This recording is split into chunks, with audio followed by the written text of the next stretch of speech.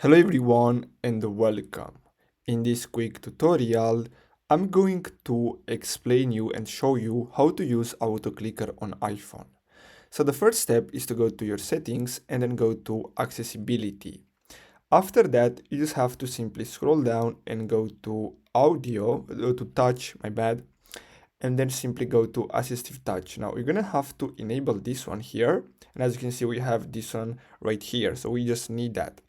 Now after that, we just have to simply tap on create a new gesture, and here we can simply select where to tap and then simply tap on save. Now we can simply give it a name. So I'm gonna name it test.